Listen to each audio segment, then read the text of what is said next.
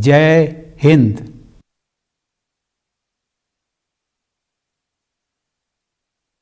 Dear fellow citizens, Namaskar. My heartiest greetings to all of you in India and abroad on the eve of the 73rd Republic Day. It is an occasion to celebrate what is common to us all, our Indianness. It was on this day in 1950 that this sacred essence of us all assumed a formal shape.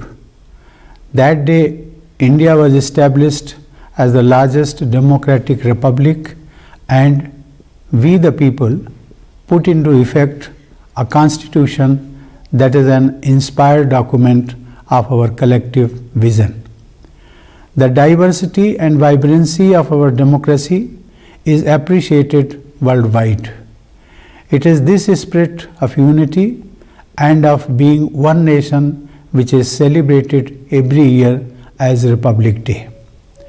This year's celebrations may be muted due to the pandemic, but the spirit is as strong as ever. On this occasion, let us also remember the great freedom fighters who showed incomparable courage in their pursuit of the dream of Swaraj and fired up the people to fight for it. 2 days ago, on 23rd January, all of us observed the 125th birth anniversary of Netaji Subhash Chandra Bose, who had adopted the energizing salutation of Jai Hind. His quest for independence and his ambition to make India proud inspire all of us. We are immensely fortunate that the Constituent Assembly, which prepared the document, included some of the best minds of their generation. They were the leading lights of our great freedom struggle. After long years, the soul of India was reawakening, and these exceptional men and women were the harbingers of a new dawn. They discussed threadbare every article, every phrase, and every word on behalf of the people. The churning went on for close to 3 years. Eventually, it was Dr. Babasaheb Ambedkar who, as chairman of the drafting committee, prepared the final version that has become our founding document. While the text of the Constitution dealing with the details of the workings of the state is quite long, the preamble sums up its guiding principles: democracy, justice, liberty, equality, and fraternity. They form the bedrock on which our republic stands. These are the values that form our collective inheritance. These values have been accorded primacy in our Constitution in the form of fundamental rights and fundamental duties of the citizens. Rights and duties are two sides of the same coin. The observance of the fundamental duties mentioned in the Constitution by the citizens creates the proper environment for enjoyment of fundamental rights. By fulfilling the fundamental duty of rendering national service when called upon to do so, crores of our people have transformed the Swachh Bharat Abhiyan and the COVID vaccination drive into mass movements. A great deal of credit for the success of such campaigns goes to our dutiful citizens. I am sure that our people will continue to strengthen the campaigns of national interest with their active participation and will demonstrate the same dedication. The Constitution of India was enacted and adopted by the Constituent Assembly on 26 November 1949, which we now celebrate as Constitution Day. But it was made effective 2 months later. This was done to mark that day in 1930 when India resolved to win complete freedom. From 1930 to 1947, Every year, 26th January was celebrated as Purna Swaraj Day, and that was the day chosen to put the Constitution into force. Writing in 1930, Mahatma Gandhi had advised fellow citizens how Purna Swaraj Day was to be celebrated. He had said, and I quote, "Remember that since we desire to attain our end by non-violent and truthful means only, we can do so only through self-purification. We should therefore devote the day to doing such constructive work as lies in our power to do." Unquote. Needless to say, Gandhiji's advice is timeless. He would have liked us to celebrate the Republic Day in the same manner. He wanted us to look inside, introspect, and strive to become better human beings, and then also look outside, join hands with others, and contribute towards the making of a better India and a better world. Dear fellow citizens, the world has never been in so much need of help as now. It has been over 2 years now, and humankind is still battling with the coronavirus. Hundreds of thousands of lives have been lost, and the world economy has been reeling under the impact. The world has suffered from unprecedented misery, and surge after surge of new variants have been posing new crises. It has been an extraordinary challenge to humankind. The pandemic management was bound to be all the more difficult in India. We have high population density, and as a developing economy, we did not have the level of resources and infrastructure needed to battle this invisible enemy. But it is only in such difficult times that the resilience of a nation shines forth. I am proud to say that we have shown an unmatched resolve against the coronavirus. In the first year itself, we raised the healthcare infrastructure and also reached out to help others. By the second year, we had developed indigenous vaccines and launched the world's biggest vaccination drive in history. The vaccination drive is progressing at a quick pace in our country. During the pandemic, we have reached out to several other countries with vaccines and other medical help. This contribution by India has been appreciated by international organizations. There have been setbacks, unfortunately, as the virus makes a comeback with new mutations. Countless families have gone through a harrowing time. There are no words to express our collective trauma. The only saving grace is that many lives could be saved. As the pandemic is still widespread, we must remain alert and not let our guard down. The precautions we have taken till now have to be continued. Wearing masks and maintaining social distancing have been essential parts of COVID appropriate behavior. In the fight against the COVID pandemic, it has now become a sacred national duty of every citizen to follow the precautions suggested by our scientists and experts. We have to discharge this duty till the crisis is behind us. A time of crisis has also made us appreciate how we all Indians are connected as one family. The time of social distancing has brought us close to each other. We have realized how much we depend on each other.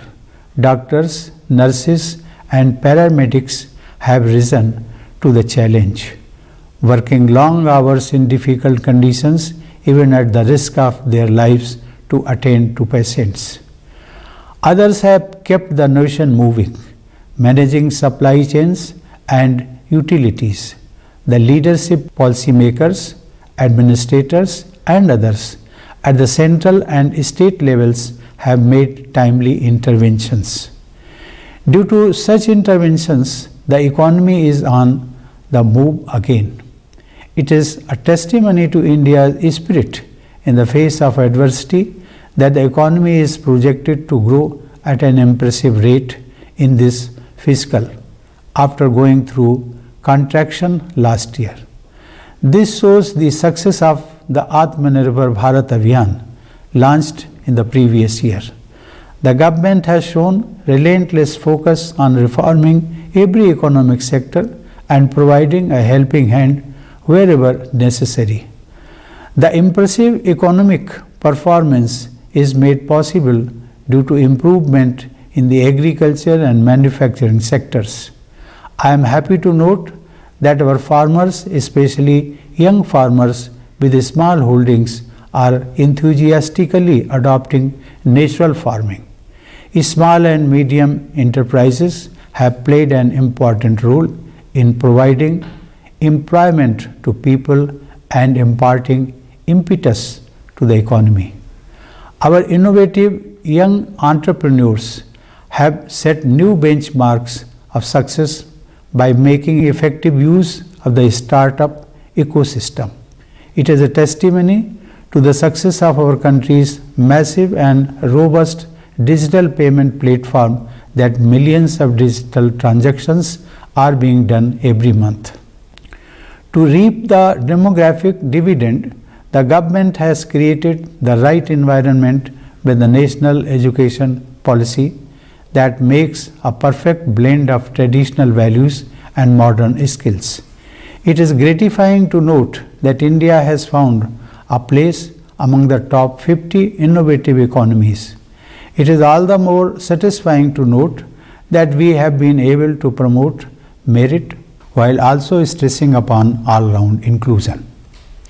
Ladies and gentlemen, in the past year, our sports persons also brought cheers as they made their mark at the Olympics. The self-confidence of these young champions inspires millions today. In the recent months, I have witnessed remarkable examples of our people strengthening the country and the society through their commitment and action in diverse areas. However, I will mention only two such instances. The dedicated teams of the Indian Navy and Cochin Shipyard Limited have built an indigenous state-of-the-art aircraft carrier IAC Vikrant, which is to be inducted into our Navy. Due to such modern military capabilities, India is now counted among the world's leading naval powers. This is an impressive example of moving towards self-reliance in the field of defense. Apart from this, I found one special experience very touching. In a village called Sui in Bhiwani district of Haryana, some enlightened citizens who belong to that village have transformed the village under the Swaprerit Adarsh Gram Yojana, demonstrating sensitivity and diligence. This example of expressing affection and gratitude for one's village or native land is worth emulating. There remains lifelong love and reverence for their native land in the hearts of grateful people. This example strengthens my belief that a new India is emerging, a strong India and a sensitive India. Sashakt Bharat, Samvedansheel Bharat. I am sure that taking inspiration from this example, other resourceful people will also contribute for the development of their villages and cities. In this context, I would like to share a personal experience with all of you. I had the privilege of visiting my birthplace, that is my village Paronk, at Kanpur, Dehad district in the month of June last year. On reaching there, I naturally felt the urge to express respect for the sacred soil of my village and applied it on my forehead, because I believe that I have been able to reach Rashtrapati Bhavan only due to the blessings of my village. Wherever in the world I may be, my village and my country remain in my heart. I request the people of India who are successful in life due to their hard work and talent to always remember their roots, their village, town or city. Also, all of you must serve your place of birth and your country in whatever way you can. If all the successful people of India work sincerely for the development of their birthplaces, then the whole country will benefit from the outcome of such local development. Dear fellow citizens, today it is our soldiers and security personnel who carry on the legacy of national pride. In the unbearable cold of the Himalayas and in the excruciating heat of the desert, far away from their families, they continue to guard the motherland. It is thanks to the constant vigil of the armed forces securing our borders and the police personnel maintaining internal security within the country that their fellow citizens enjoy a peaceful life. When a brave soldier dies on duty, the entire country feels sad. Last month, in an unfortunate accident, we lost one of the bravest commanders of the country, General Bipin Rawat, his wife, and many brave soldiers. The entire country was deeply saddened by the tragic loss. Ladies and gentlemen, patriotism strengthens the sense of duty among citizens. Whether you are a doctor or a lawyer, a shopkeeper or office worker, a sanitation employee or a laborer, doing one's duty well and efficiently is the first and foremost contribution you make to the nation. As the Supreme Commander of the Armed Forces, I am glad to note that it has been a watershed year for women empowerment in the armed forces. Our daughters have broken a glass ceiling, and permanent commission has now been allowed for women officers in new areas. Also, the talent pipeline for the forces will be strengthened with women coming through Sainik schools and the prestigious National Defence Academy.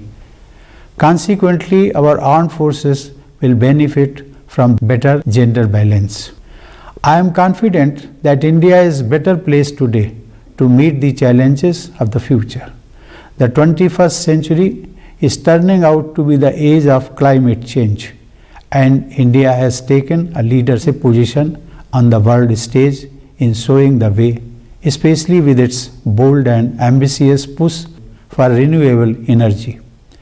At the individual level, each one of us can remember Gandhiji's advice and help improve the world around us. India has always considered the whole world as one family. I am sure that inspired by this spirit of universal brotherhood, our country and the entire global community will move towards a more equitable and prosperous future. Dear fellow citizens, this year India will cross a milestone when it completes 75 years of independence. We are celebrating this occasion as Azadi Ka Amrit Mahotsav. It is heartening to note that our people, especially youngsters, are participating enthusiastically in a variety of events and programs organized to commemorate the landmark year. It is a great opportunity for not only the next generation but all of us to reconnect with our past. Our freedom struggle was an inspiring chapter in our splendid saga. In this 75th year of independence, let us rediscover the values that animated our glorious national movement. Many men and women laid down their lives for our freedom.